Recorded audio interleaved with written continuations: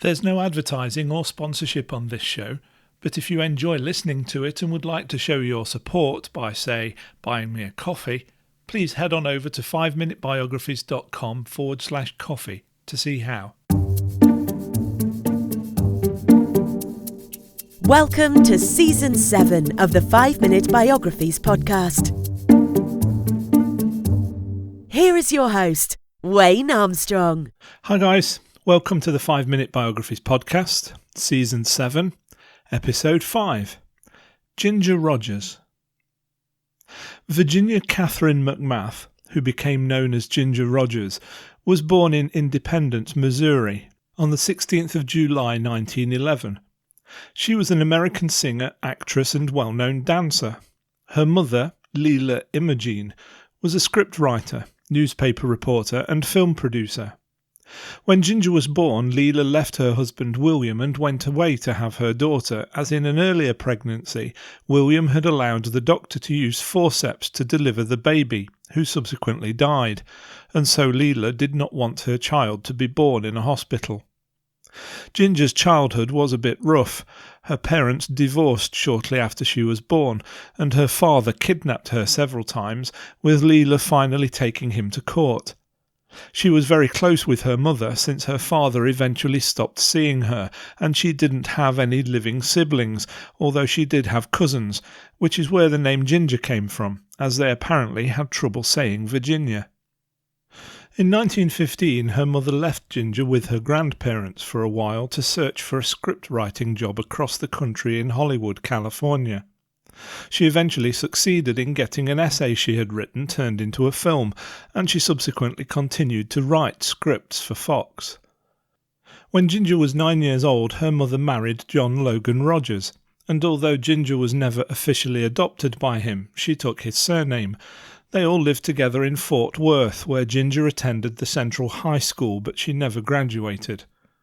At 14 years old, Ginger won a Charleston dance contest, which helped launch a successful vaudeville career. She also became known on Broadway for her role in Crazy Girl. Her success was not just in theatre, however. Her first film roles consisted of a trio of short films made in 1929, and in the following year she landed herself a 7-year deal with Paramount Pictures. Throughout her career, Ginger appeared in a total of 73 films, but the roles which made her famous are generally thought of as those where she appeared alongside her dance partner, Fred Astaire, including their first film together, Flying Down to Rio, which was released in 1933. They also co-starred in Top Hat in 1935 and Shall We Dance in 1937. In 1934's The Gay Divorcee, she also sang a song called The Continental, which won the first Academy Award for Best Original Song. Ginger Rogers is also associated with the phrase backwards and in high heels. It means that although Fred Astaire was a brilliant dancer, Ginger was even more impressive, as she had to do everything whilst going backwards, not being able to see where she was going, and all the time looking fantastic in flowing gowns and high-heeled shoes. Fred Astaire and Ginger Rogers made 10 films together, and despite some misconceptions, they were never romantically involved. Fred Astaire said of her that, quote, "Ginger was brilliantly effective. She made everything work fine for her. Actually, she made things very fine for both of us, and she deserves most of the credit for our success." Unquote. Fred and Ginger also made a lot of films independent from each other, with Rogers doing very well in several non-musical dramas such as Stage Door in 1937. In fact, she was so successful that by 1942 she had become one of Hollywood's highest paid stars, earning over $350,000 per year. She didn't fritter away the money either, investing it in blue-chip stocks and land. Fred and Ginger's film Top Hat was the first time Fred Astaire and Ginger Rogers had a film written exclusively for them, and it was one of the most financially successful films of 1935, with worldwide revenues of $3.2 million, as well as being the most profitable RKO film of the 1930s. Together they were voted number 4 on the top 10 money-making stars poll put out by Quigley Publishing Company. Ginger earned several awards during her career, including an Oscar for Best Actress in a Leading Role for Kitty Foyle in 1940, a Golden Globe Award for Best Actress, Comedy or Musical for her work in Monkey Business in 1952, and a Berlin International Film Festival Silver Medal for her outstanding achievements as a dancer and actress. She also has a star on the Hollywood Walk of Fame for her contributions to the motion picture industry. Not everything in her life was a success, though, as Ginger was married 5 times and never had any children, with all of her marriages ending in divorce and none of them lasting for more than 8 years. She married her first husband when she was only 17 years old, her dancing partner Edward Culpepper, known as Jack Pepper. They separated soon after the wedding and officially divorced in 1931. Her second husband was actor Lew Ayres, whom she married in 1934 but divorced 7 years later. In 1943 she married Jack Briggs, who was in the United States Marine Corps, but their marriage ended in 1949.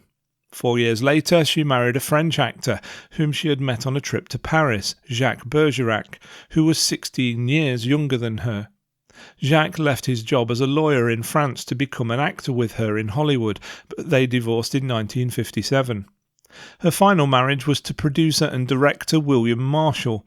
They were married in 1961, but divorced in 1971.